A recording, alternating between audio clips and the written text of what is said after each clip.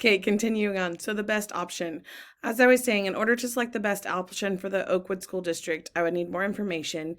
And due to the lack of information, I feel like I cannot justify picking one solution. If the numbers were there and I was able to evaluate the hard facts of the data, I would be able to find a reasonable solution. Ethically, it's hard to make a justifiable decision, but since it's a case study, I'll just go ahead and pick a couple options that I think would work nicely together. Hypothetically, I would look to pick on restructuring transportation, music, and athletics, and type any loose ends. So that way we might have a little extra spending money in other areas for the for different things. So whether that's consolidating my bus routes or music, maybe we're not doing as many supply and demand purchase orders. Maybe we're going to, filter in our music or find a different way to get music. Or maybe we're not going to be able to do as many concerts and we'll have to do concerts all in one night instead of, staggered throughout the year. Athletics, maybe we aren't going to buy uniforms however often we buy them. Maybe we're going to have to repurpose some of our, athletic gear that we use, or maybe we're going to have to host athletic events on one whole night instead of like multiple nights. So there's just different options with that. I would also then look at renegotiating with the teacher NEA team to see about doing the 2.5% raise over a 2-year period instead of a 1-year period. That would give me a little more flexibility. If necessary, I would also look at going into teacher reduction for the future.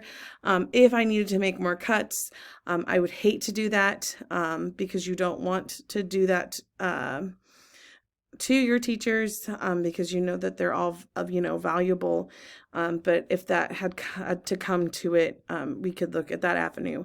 Regardless of my decisions, I know that it'll be upsetting to any stakeholder in this, and I would definitely give them the time to grieve the changes. As I have said previously, emotions run high in change. And so we need to give them that time to be frustrated, vent, upset, anything like that. I would also make sure that for the future, before I start negotiating raises and contracts and things like that, I will definitely be paying attention more to what's happening at the state level, as this I would assume, would not have been a surprise for me if I would have been following what was going on previously.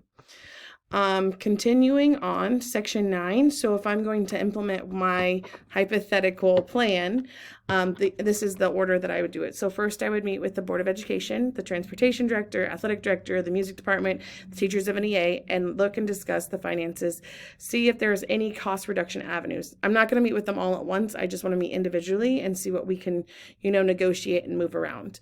I also want to meet with the community stakeholders and just hear their concerns, because I think one of the big things as a leader is listening. You have to listen. Along with communicating, you just need to listen. They need to get it out. They need to feel that they're being heard and valued. Their opinion matters. This would also allow me to even get some ideas and plans so I can start generating how we're going to fix this problem. I would also be in contact with KSDE, other superintendents within the area, even districts within my similar size of Oakwood, just to, again, gather some ideas. What are other districts doing? How are they surviving, with a 5% decrease cut? Because that's huge for education spending. Once the information has been shared and concerns have been voiced, I would work with stakeholders to develop a plan with cost reduction until our budget frame is met. And then I would share with each party and continue to listen to concerns. Following that, I would need to restructure transportation, which I had talked about, maybe combining bus routes. I would look to enforce the 2.5-mile rule of getting students to school. And I'd also see if there's any way to tighten up our finances in the music department, athletic program, such as limiting purchase orders, scheduling events, things that I had mentioned previously. The one thing that I am concerned about, though, if I do the 2.5 mile rule, is chronic absenteeism, because I know that that's a huge in the now of education. So if that becomes an issue, then that is a hurdle we will jump in the future to try to adjust and fix that. I would also like to present the NEA with a 2.5% raise over the 2-year period. And then I would also look into teacher reduction, like I said previously, if I still needed to make some more cuts. As I'm making decisions and recommendations, I will continue to communicate with all parties involved about the why and continue to listen. My decisions will be based off the facts and data and not based off of emotion nor favoritism. I know as in a leadership role, anybody can run your name through mud, and so it's important that I hold true to the facts and the data, and anything else is just hearsay, and know that I did my part and my best, and it's whatever's happening in the community or my name being drug, it's because of frustration or they just don't understand. So I can't take it personally. As a leader, you're going to have the ones that admire you, and you're also going to have the ones that don't. And that's just part of it. I will also need to give all parties time to grieve and vent frustrations, as it is human nature.